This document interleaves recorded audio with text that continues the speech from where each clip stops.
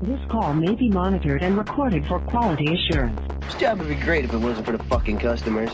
You're always this stupid. It is you take lessons. Just calm down. Oh, fuck you! You can't handle the truth. This call may be monitored and recorded for quality assurance. In other words, be nice, asshole.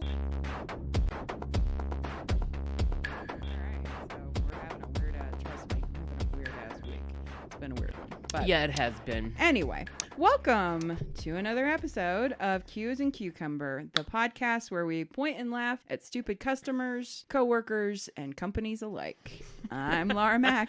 And I'm Tanya Edwards. Okay, so we're going to record, I think we'll just do one episode, and then we'll do the episode that, it wasn't what I was planning on doing, but I fell down a YouTube rabbit hole. Oh, Lord. Oh, wow. And really fascinating, and got my goat up a little bit. Oh, Lord. Oh, yeah. Oh, Lordy. I was Okay. not a happy camper. But so we have to do an Elizabeth Holmes update. This bitch.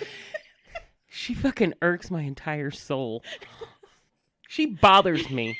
One of our listeners pointed out that every single time I say her name, you go, this bitch. I'm just saying, what was I watching? I was watching something the other day. I was working, right? And I usually have it on like the news or just nonsense to, to have noise. Something came on and they were talking about this. Oh, don't do that. Oh, sorry. Something came on and they were talking about the whole thing. Mm-hmm. And immediately I said, this bitch. I know I did. Gut reaction. Why can't she just fucking shut up? Like, oh my God, she's so stupid. And I actually stopped what I was doing. I turned down my headset and watched it. And it was just some nonsense about her being pregnant and whatever. And I was like, oh my God. Well, here's what I have a feeling, because this was literally from just like 3 days And I would not be surprised. Remember when Beyonce was pregnant the first time and her belly was like in half? Moving. Yeah. And it was like a piece of foam or something. Oh, yeah. I really feel like I would not be surprised if this bitch didn't have like one of those pregnant bellies on like they give kids to wear in high school classes. Would not surprise me. Not at all. Would not surprise me at all. Not at all. Honestly, I mean, her doctor testified, and I have a feeling it's because she knows that we all know. Because one of our other listeners commented that it's really interesting to watch her, Elizabeth Holmes, when you know her game. Mm-hmm. It's so easy to see through it. Yeah. Like, it's once you know she's full of shit. Right. And we said it. What did we say at the end of our first Theranos series? She is going to try to get pregnant. And you just happened, just by sheer coinky-dink, get pregnant. Right? And your due date is literally the month of your trial. Right. And this has been going on for years at this. Come on. And now all of a sudden you're knocked up. Get the fuck. Thank you. She's scum to me. She really is. I'm telling you, every time I hear her name, every time I see something, that's like my first reaction.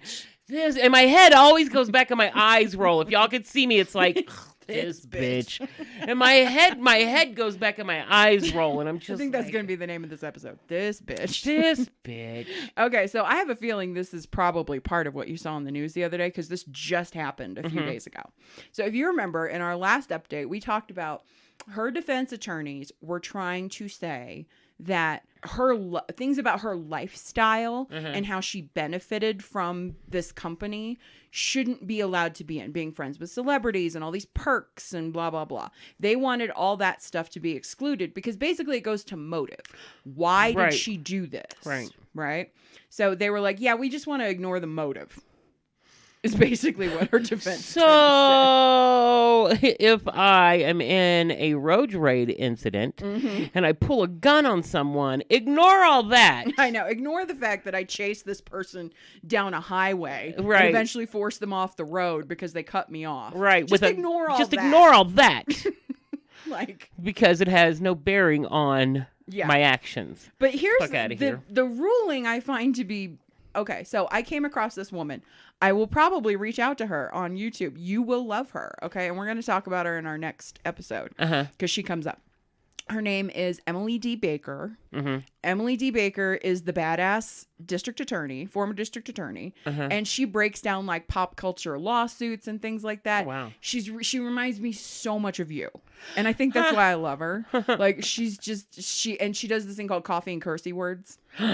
Yes, I know. I'm telling you, I'm going to send you some of her stuff. She's so funny. She cracks me up. She's next level hilarious. I love this woman. Oh my God. Everybody should follow Emily D. Baker. And she gives perspectives from the legal standpoint that, like, she broke down the Josh Duggar thing and some of the things that I saw on other YouTubers and other people breaking it down. They were like, well, why this and why that? And common sense would lean towards those people who said that, like, you understand it. Right. But she turned around and was like, actually, no. Here's why. I understand common sense. But when you take a look at the law and everything else, this is why X, Y, and Z makes sense. And she's really able to give that very unique perspective. And she breaks it down so easily and so funny. Like, you just fall in love with her. She's amazing. Love her to death. But I really want to know about this ruling. Like, why does that, I mean, I think it's just because it's like a trigger thing, but it just feels like a very like splitting hairs kind of decision. So, jurors in the criminal, this is from, let me cite my source here, from Ethan Barrow on the Mercury News. Okay.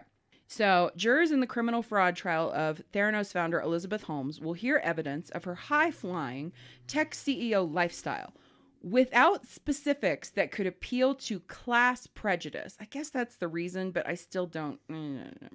I still am like, really? Okay. I have a real hard time with class prejudice. So, Judge Edward Davila, if I'm saying that right, hopefully, in San Jose U.S. District Court ruled that evidence of wealth or lavish lifestyle could not be admissible on its own, but could be used by prosecutors to prove motive, knowledge, or intent. The judge outlined prosecution claims that Holmes received generous salary which would allow her to live a luxurious lifestyle, replete with an expensive rental home, a luxury SUV, and assorted high-end merchandise, and that she used company funds for her luxury travel and accommodations, as well as regularly assigning her personal assistant to non-company tasks, such as shopping and returning products. Holmes, a Stanford University dropout who founded blah, blah, blah, blah, blah. Prosecutors had argued that her flights on private jets and stays in luxury lodgings highlighted her alleged motive for fraud. Quote, without that evidence, the jury might be confused as to why the defendant engaged in this conduct, end quote. Prosecutor John Bostick told Davila in a hearing earlier this month. And by the way, Davila is spelled with one L, so I'm not saying Davia, because 2 L's. Maybe I'm wrong. If I'm wrong, please somebody let me know. Holmes's lawyer, Kevin Downey, argued in that hearing that her accommodations, clothes, and travel and dining habits were irrelevant. Quote, this is the kind of inflammatory commentary that could do great damage to the trial, Downey said. Yeah, you mean saying why? Why? Yeah. Yeah, saying why. So they never, ever should have brought up the fact that when O.J. killed Nicole, maybe they shouldn't have brought up, like, his past beatings of her or the fact that they had gotten a divorce because of it or, you know, none of that shit mattered. No. Yeah, that just makes it seem like you just did something to do it. That is very prejudicial and inflammatory. Right. And I just don't understand this whole, I don't buy. No. Whenever I don't buy it on any level, about 99% of the time, this whole class prejudice thing. Mm-hmm. Because it's something I think that, and I'm white, but I think that a lot of white people, or a lot of people who are upper class, who do have money, who have access to a lot of shit me and Laura don't have access to. Right. I think they use that to their benefit to get away with shit. Oh, yeah. And then they look at the affluenza teen. Right. Like the kid that killed people drunk driving, and they were like, oh, well, he's rich. Right. And because he's rich, he was spoiled, and he doesn't know the difference. Right. Like, I think I don't buy that. No, I don't at all. buy it any more than saying, you know, my ex-husband did what he did because he was brought up dirt rock ass poor. Right. No. It's fucking morals, you ass clowns. Thank you. It's having ethics. Thank you. Then he says, Davila called the prosecution's argument close to the impermissible use of evidence that show Holmes was wealthy and wished to become wealthier.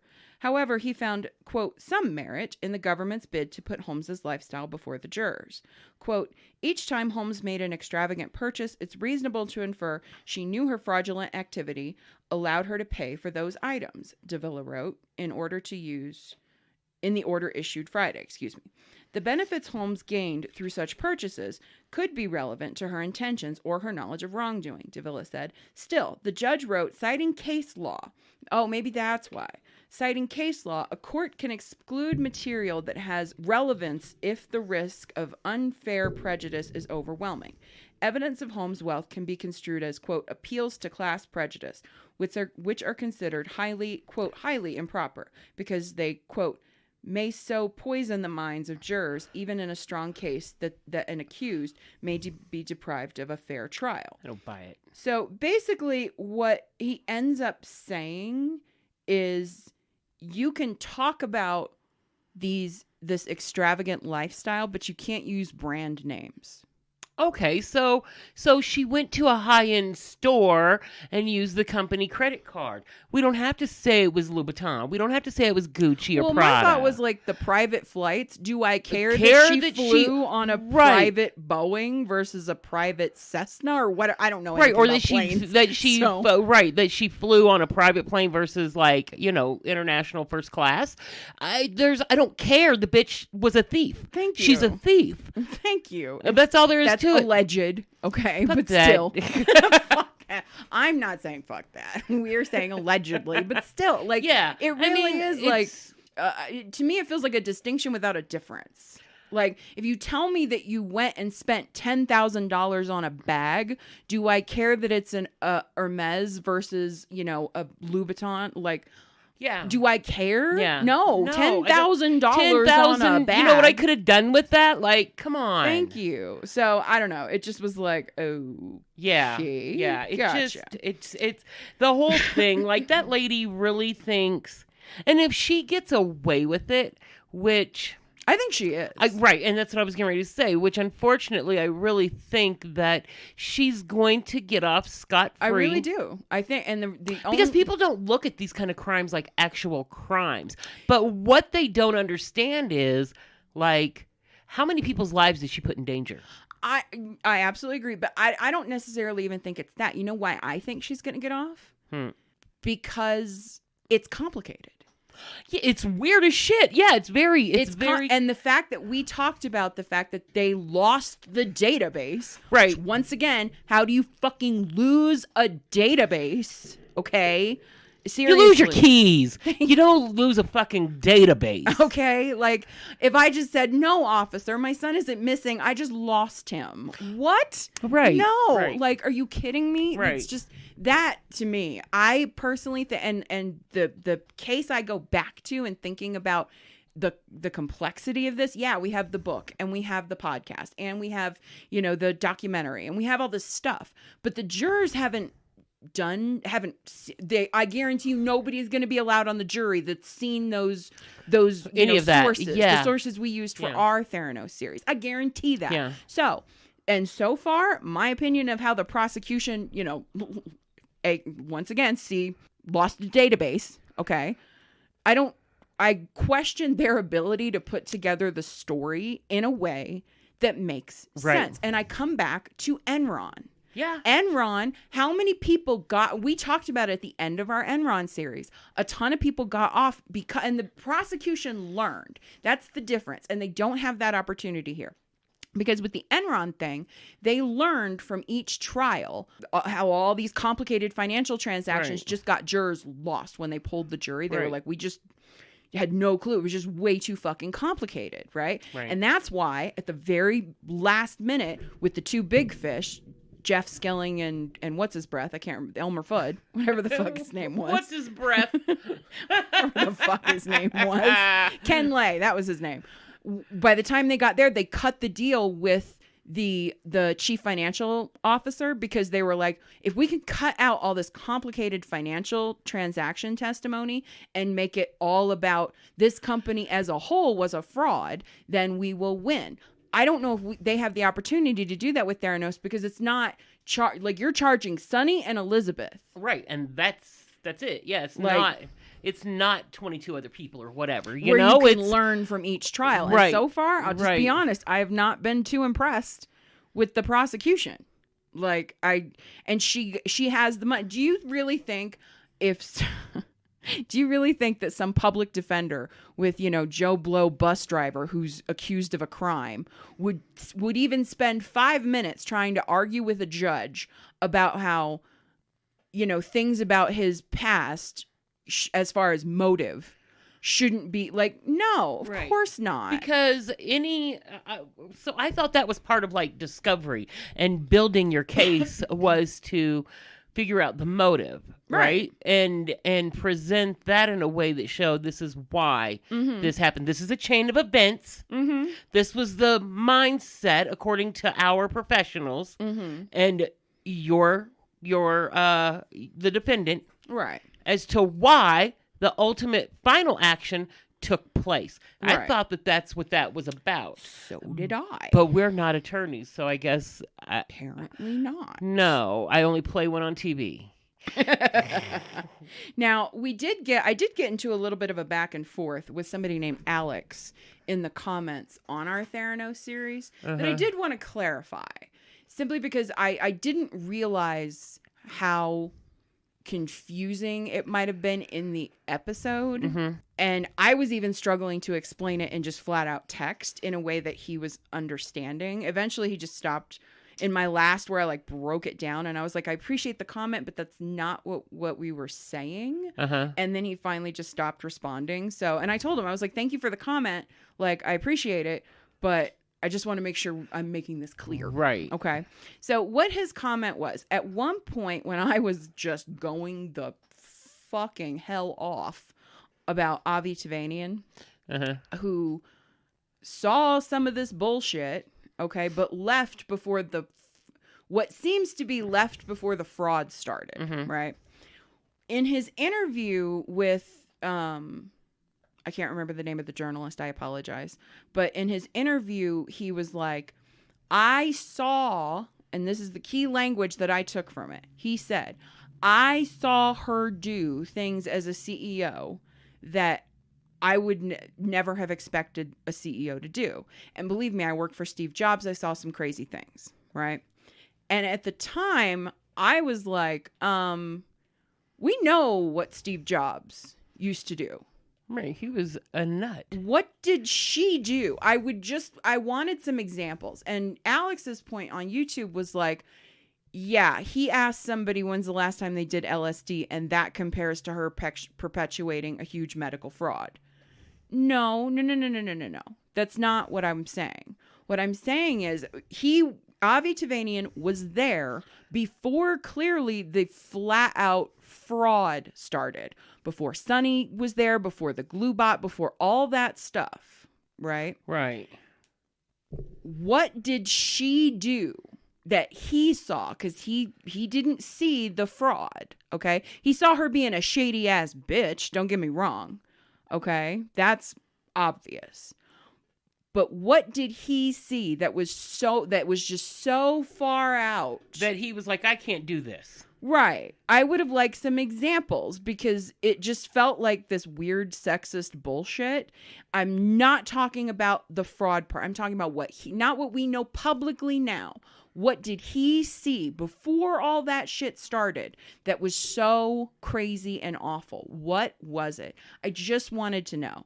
I am not in any way saying that what she did or is not as bad as what Jobs did. Obviously, you can't compare the two. She committed huge fraud, allegedly. Right. Okay. He was just kind of a dick. He was just a dick. I just want to know, what did she do that was so far above and beyond what he did as a CEO, just in day-to-day? I'm not talking about the fraud. I'm just talking about day-to-day. What did he see? That's what I was trying to say. I'm probably still not saying it very clearly, But I'm not talking about the fraud. Right? No. What did he see that was just that spooked him so bad? That was just the straw that broke the camel's back. Right. Because I know if I see somebody that acts like cuntamort, Yeah. at my job, I stay away. Yeah. If Contamort was our evil ex-boss, by the way. So. Right. If I see those behaviors, I'm out. Those are fucking red flags. Right. So for somebody to say, or to have those same feelings towards this lady that they had towards Steve Jobs in the past, like what was going on? I mean, was she in the corner kicking puppies? Like what was she doing? I would like to know. I think that's the point we were trying to make. Like if you just like if put it like dating, if I see somebody who's presenting with the same sort of behaviors that I've seen my ex come up with, then I'm out. I'm like, you know what? Fuck off. I'm talking about that very specific moment in time. What made you? Not later. What do you? Where did the bad man touch you? Like that's what we want to know. Just wait. We're going to talk about that later. What made you so uncomfortable that you felt like, wow, that it just blew your mind. Stephanie Jobs over here is really off her fucking rocker. Like, I don't think it had anything to do with the fraud. I think it had to do with the just her behavior in the moment. Right. That's it. Right. So right, I just wanted to clarify that because he made a good point. Like, wait a minute, why is this bad? I think it was, and it was so fucking sickening the way she told she basically told the biggest lies and look how many people's health she impacted. She scared that poor woman who had breast cancer who thought it was in remission. She did her little finger stick test, and the finger stick test came back and flat out said, like, holy shit, this is back with a fucking vengeance. If somebody did that to you, do you know I would be at your fucking door? Right. Like, you scared the shit out of my friend. Right. Do you know how traumatic that would be? And that wouldn't have been just traumatic for you, no offense. Like, I'm not trying to say No. That would have been for everybody, for my entire world. circle. Like, so think about all the people, the thousands of people that got those fucked up test results that was literally a coin flip to see if it was right, and how it affected them and everybody else in their world. Fuck you. Because you have no idea having to sit down and tell your kids, look, here's the thing, and then to have to tell them again. And then it'd be like, oops, sorry, we were wrong. And then tell them afterwards, oh, well, the test was kind of messed up. So we were wrong. Because honestly, when I was first diagnosed, I kept thinking they were going to call me and tell me they got my results mixed up with somebody else's. That's your denial and phase. I was probably like 4 chemos in, and I had told David that. He was like, bitch, they should have said something 6 weeks ago because you're really fucked off right now. Yeah, so. Pretty sure at this point it's kind of set in stone. Hate to break it to you. Right, but I just knew they were going to be like, I was going to be sitting in the chair one day and they were going to be like, so we got some bad news. David's looking at you all high in chemo like, this bitch is nuttier than squirrel poop right now. Yeah, so I couldn't even imagine having to like break that news to my family and then go back and be like, like I said, oopsies. If you called me and told me, oh my God, the cancer is back, I would be just in a complete and total panic for you. And then you called me and were like, they were wrong. I'd be like, I want to know who they is. Right. Because Captain Save-A-Ho everybody's getting sued. Are going to go. Bitches, we are living the high life because everybody is getting sued. Thank you. Everybody. Let me own your life. Right. Fuck off. And that's exactly what I would have done. I don't care if I would have had to spend my last fucking penny. Yeah. I would have sued the bleach out that bitch's hair. Thank you. She wouldn't have had a fucking thing left. I own that fucking dog named Balto. Right. By the time I was done. Right. Like, the baby you think you're getting ready to have? Mine. I'm taking it. It's baby's mine. Right. Like, fuck off. All right. So there's 2 other things I want to talk about, and then we'll get into you guys' emails real quick. So number 1, I wanted to talk about this guy for a little bit, and I never have, but we had to call him again, and it just reminded me to let y'all know, if you are in Colorado Springs and any of your appliances break, call Anytime Appliance. Okay. Oh. This guy's name is Jason. He comes out with his son, and he has we've lived in this house since 2008. So at this point, what, 13 years? Okay. You live in a house for 13 years. It was built in 1983. Shit's going to break. Right. Okay. Yeah. Shit is just going to break. Your appliances are going to break. Period. Right. And I found him about like maybe 6-7 years ago when our fridge had gone out, and he came out, and it's him and his son, and he is just this big giant teddy bear, and he kind of is like, he seems like this like Italian kind of mobster dude. Like he is truly, I know this is going to sound weird, but in a weird way, he has become like a member of our family. I know it's weird, but he just, the first time he came out to fix the fridge, right? They fixed it. We sat around and bullshitted for a while. He's super sweet. My dad was here, and he was just like, oh, daddy's girl. You got to love a daddy's girl. Like, he's just a really nice guy, right? And the next time he came out was for our oven. It was like a year later. And he flat out was like, look, I could take your money and I could fix it, but honestly, you're better off buying another one. Like, and he was honest. He was like, I can take your money. And I looked up when they fixed the fridge, I looked up because he told me exactly what was wrong. He wrote it all out, itemized everything. So, and I went through and Googled like, okay, was this a good price? Right. Every time he has come out and he's written me an invoice and I've looked up exactly what they needed to do, and it's fixed it every single time, right? It's either been pretty well in line with what everything I can find online is, or it's been lower. Wow. Right? And he has come to fix our fridge twice, two completely different issues, years apart, right? Our oven, our washer, our dryer, our dishwasher, like everything. And every time he comes, he'll be like, okay, so if you're going to get another appliance, call me first. I will tell you for free whether or not you should get X, Y, and Z brand, model, whatever, right? The sweetest, he knows my son, he bullshits with my dad, like he's just the nicest dude. And they come out, they're super fast. They come out and and I had to call him because our dryer was making a noise, like this grinding noise.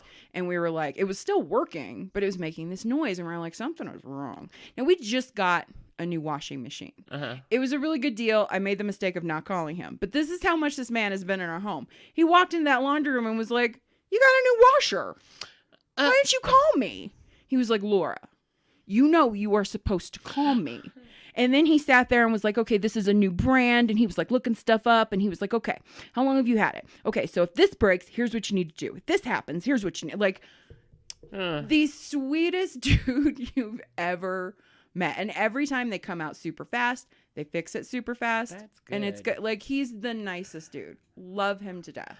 Just wanted to give him a shout out. And they were like, okay, so something was wrong with like the rollers in the dryer. That's why it was making the noise. Like, it was still heating up, but he was like, okay, so we can order the part. Hopefully it's not out of the state. And he was like, oh, look, it's in Denver. It was making the noise on Sunday. I called Monday morning. They immediately called me. They came out they came out that afternoon. Oh. And then they got the part from Denver Tuesday, and they scheduled the appointment, came here Wednesday. They got here right as I was pulling out of the driveway to go get TJ, right? From school. You know that school is 5 minutes away. Yeah. Right? It only takes about 10 minutes because you have to actually walk up to the school door. I get there, walk over. Literally 20 minutes. I get back, they're already gone. Oh, wow. And it was fixed. I was like, cool beans. I should call him because I need to get a new stove because our stove was from 1945. And so call him. I will give you his number. Because I think the house was built around the stove. And tell him, like, I know Laura. He'll probably know, like, he knows where when I call up the office lady, she's like, oh, hi, Laura. She knows exactly who I am. Man, if I bake something like cupcakes and it's like 25 to 35 minutes, on 375 or whatever, it's going to take 45 minutes to make them. Oh, my God. Like, it takes forever. And then, like, the burners, you got to jiggle them. And there is no low. Even if you put it on simmer, it burns. Oh my god. So I have 2 crock pots. I have a big one and then I have a smaller one. And most of the time it's just me and David eating. Right. Well, most of the time it's just David eating. So there's one other company I did want to mention. And once again, none of this is like sponsored or anything. Like these are just things I like. And I've told you about this before, but damn it. These people deliver, man. They're freaking awesome. It's George and I we dropped TJ off at Grandma and Papa's house and we were driving home and my back had really just been like in a bad place for a while. And we really, really, really, really needed to give Pete a bath. And giving that dog a bath is just a fucking nightmare. It's awful.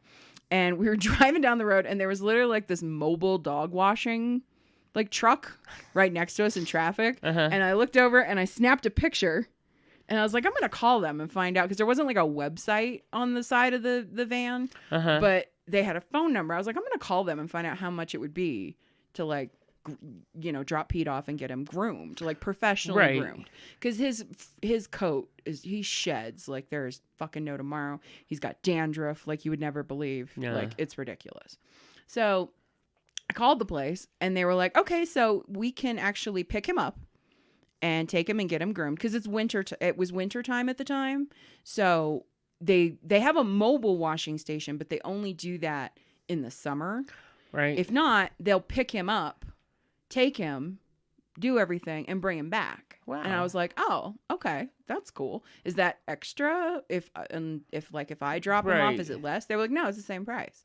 Like, shut the fuck up. That's amazing. Okay. So what do you do? And they were like, we do, obviously the de-shedding. We can do the dandruff treatment. We give them a bath. We brush their teeth. We clean their ears. We trim their nails. $30. Shut up. For my 60-pound dog. And it goes down if they're like, are you kidding me? I was like, shut the fuck. Really? You will literally come get him, take him, wash him, do his ears, brush his teeth. Wow. Do they do cats? Maybe. Because I have a feeling they probably would, but the website is called, I did find they do have a website. It's called justwash.net. Their phone number, but because now here's the thing. I'm getting Pete once a month. I get Pete washed, right? I can literally text them tomorrow. Tomorrow's Thursday and say, hey, do you have any appointments this weekend? Sure. We'll pick them up at this time. Boom. Done. Wow. I've texted them on a Friday and they're like, yeah, we have some availability tomorrow. Okay, fine. This last time they came, this is the first time they did the mobile thing where they didn't actually take him. They just did it out right in front of our house. 30 minutes. They do it in front of the house, like in the little van or something? Yeah. Oh. Like no. Yeah, like a little tub. No. With a hose. No, they literally have like this giant trailer that they drive around. Wow. They get in the trailer and they turn on their I just need somebody to cut Duchess's fingernails for me. Because they probably do it. Waiting for Sophia to do it, and the vet charges me $20-something to do it. And Duchess, poor thing, just walking and snagging on everything that she walks by. So here's the phone number, and you can and they have my number saved now, so I can literally text them, hey, do you have any availability for Pete this weekend? And they know exactly who I am. Like, it's all done through text. So the phone number is 719-308-6895. They're awesome. They also have which we're really considering this specifically. They also have a service that if you pay for a year, they'll come and pick up poop every month, once a month. I think it worked out. The first year you get like, I think it was like $100, I think. But the first year you got 20% off. So for $80 for the year, they come once a month. That's not bad. Yeah. We've been thinking about doing that. I mean, because Toby shits up the yard quick. So I put this on my Facebook. I was so goddamn mad. Oh my God, I was so mad. It was the things we do and the things we tolerate for our fur babies. Jesus, God in heaven. So you are sitting in my office. You see what it looks like. Okay. I was working on that painting and I don't have like anything set up over there to set my paints. Right. So I was in the middle of that painting. So I had a whole bunch of shit over here. So I had just pushed the tray of paint behind the easel on the floor. Right. Well, because I needed to vacuum in here. Right. Well, of course, Pete freaks out at the vacuum. And he's trying to, but there's not a ton of space in this office, right? So he's trying to get around me to get to the vacuum cleaner to attack it. And he tries to wiggle himself behind the easel and steps in my oil paints and then tracks him through my house. And nothing's going to take that up. No, not at all. We're ripping out that part of the carpet and we're putting in the extra that we had when we had the new carpet installed. Thank God we thought ahead. And of course, it's blue and red. The red especially. That shit's not coming out. Yeah. At all. Yeah. I mean, the blue wouldn't be so bad on this carpet, but you can see like... Oh, no, I'll show it. A little hot pinkness. It looks like right there. Oh, no. Yeah, the blue doesn't even... Oh. That's not coming out. Oh. George, I grabbed him before he could get further than right outside my office door, right? I yell for George. George comes, picks him up, throws him in the shower, right? But you can't... Oil paints, y'all who paint, y'all know that ain't coming out, number one. But number two, how am I going to get this paint off this dog's feet? Yeah. I can't use paint thinner on my dog. No. I mean, acetone? No, you can't use that. The only thing we found was rubbing alcohol and vinegar. That was it. Oh, my God. And even that, I mean, the vinegar I was more comfortable with. But even that, I was like, it's kind of acidic. Like, and it's going to dry his little paws out. Right. Like, I was freaked. So I'm sitting here like, okay, what do I on my hands and knees, because of course it's the shower. It's not even the tub. So I don't even have anything to like rest on. My whole body was sore because for 2 hours, okay, with a cracked crown, which I was like trying to rush to get the dog taken care of because I had to go to a dentist appointment for my cracked crown. It has been a week, okay? I was not fucking happy. I was so goddamn mad. Oh my God. So we get that mess straightened out. I got towels over the paint until we have the time to cut it out. Because you know that oil paint's not even going to dry for weeks. Yeah. Like, especially that. Yeah, like, and if you try to touch it before it dries, it's just going to smear everywhere. Thank you. Like, good fucking God in heaven. So, that was the issue with that. Then, TJ, school's over. He wanted to spend a week with Grandma and Papa. So, he's at Grandma and Papa's house. Okay, fine. When George's bedtime ritual for TJ is George comes up and puts him to bed, Pete's kennel is in TJ's room. So when he puts TJ to bed, he puts Pete to bed at the same time. And it's TJ's responsibility to let him out in the morning, blah, blah, blah, blah, blah. Okay, fine. But when TJ's not here, sometimes George forgets to put him in the kennel. And this dog gets into shit. Okay? Oh. I wake up. I come downstairs. I didn't realize George hadn't put him in the kennel. And this fucking dog ate my headset again. Ate the earphones, the padding, and the covers right off my work headset.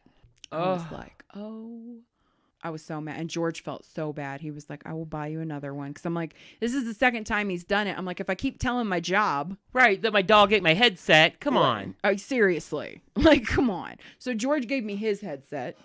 And he's working with the busted ass one because we have the same headset. Right. So it's like, whatever. I was so fucking mad. I was just like, oh my. So between the paint and then now, you see where those towels are. Yeah. I wake up the next morning and Pete has thrown up on the towels almost an intact cover for one of the ear. Shut up. Oh my God. And I was like, I'm going to consider this a doggy apology. He at least threw up on the towels.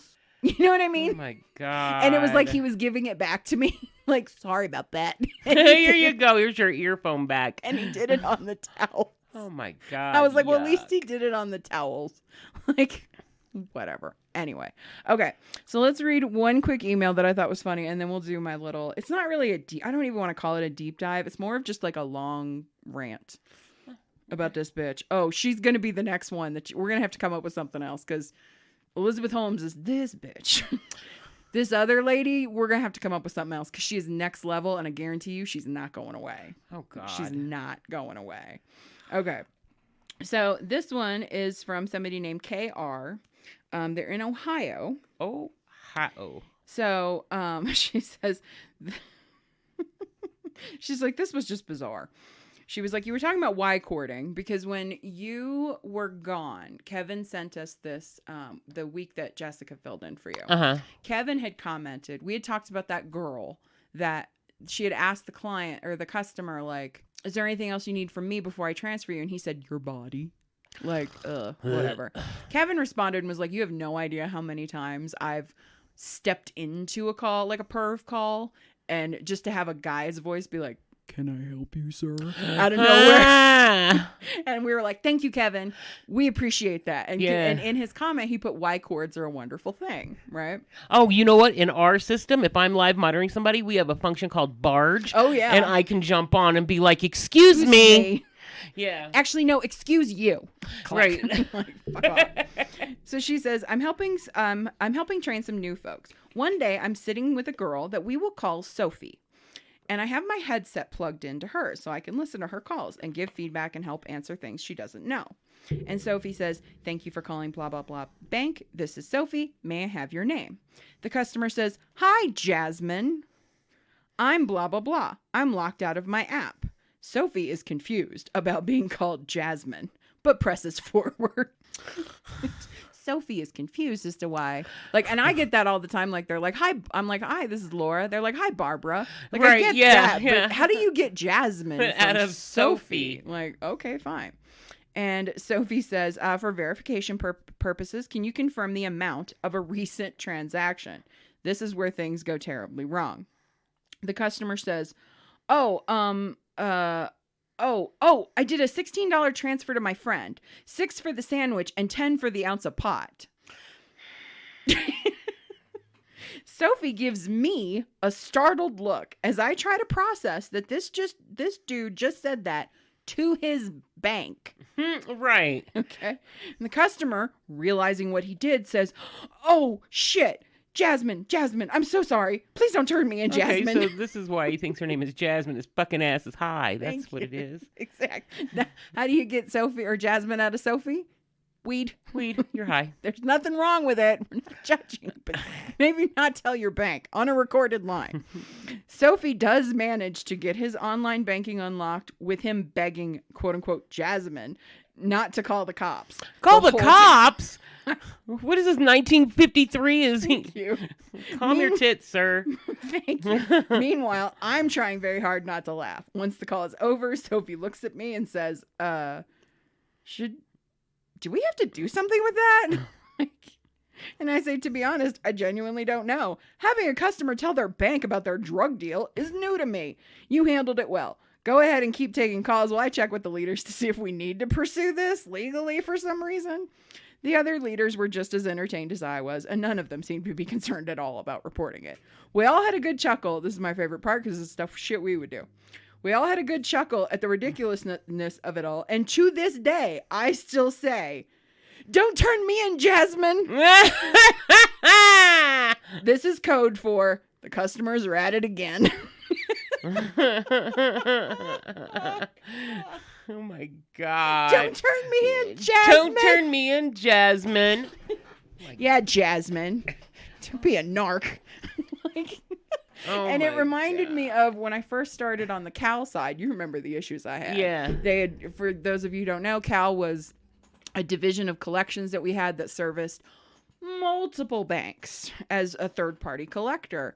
And these people had not been monitored for the first 2 years they'd been on the phones. And they had turned it into the wild, wild west of collections.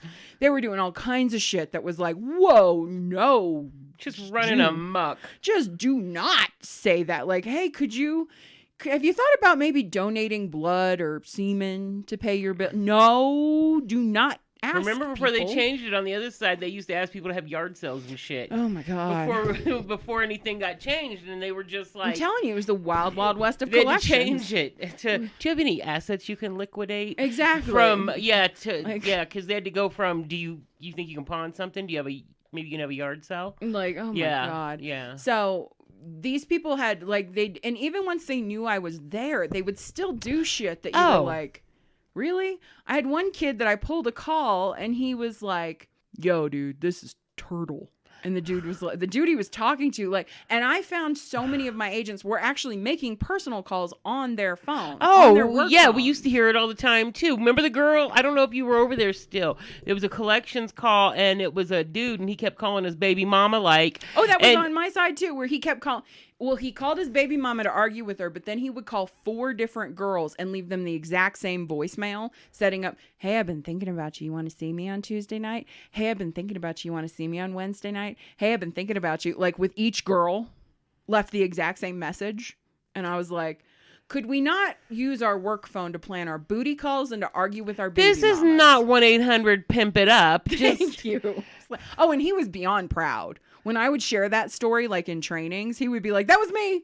I was like, you're an idiot. Whatever. But this kid was like, this is Turtle. And the guy on the phone was like, who?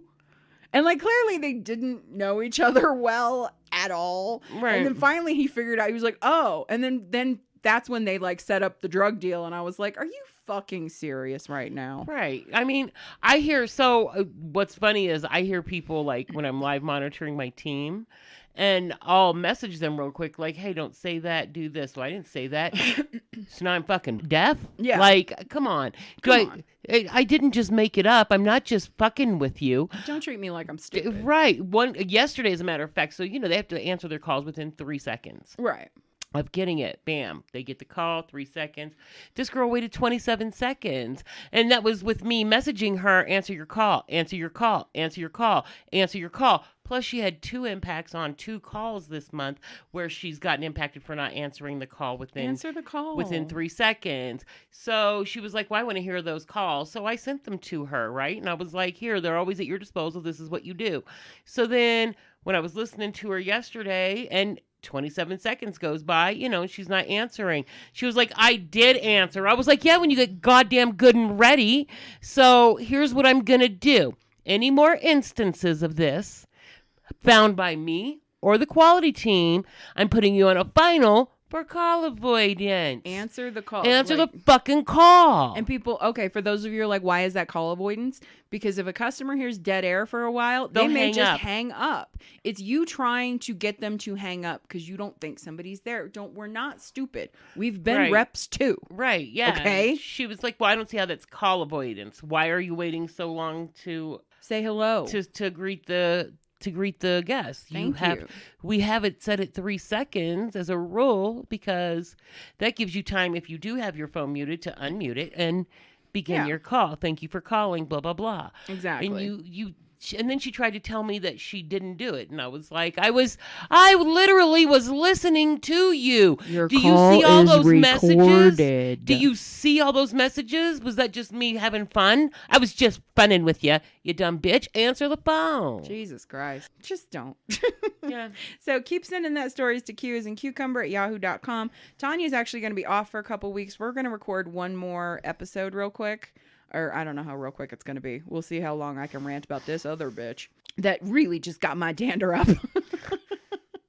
And we'll go from there. So until next time, I'm Lara Mack. And I'm Tanya Edwards. Love your faces. Smooches. Like what you hear? Rate, review, and subscribe on iTunes or your favorite podcasting platform. And follow us on our Facebook page by searching Q as in Cucumber. And we want to hear from you. Share your stories by emailing us at qasincucumber@yahoo.com, and you might just hear your stories on a future episode. Love your faces. This call may be monitored and recorded for quality assurance.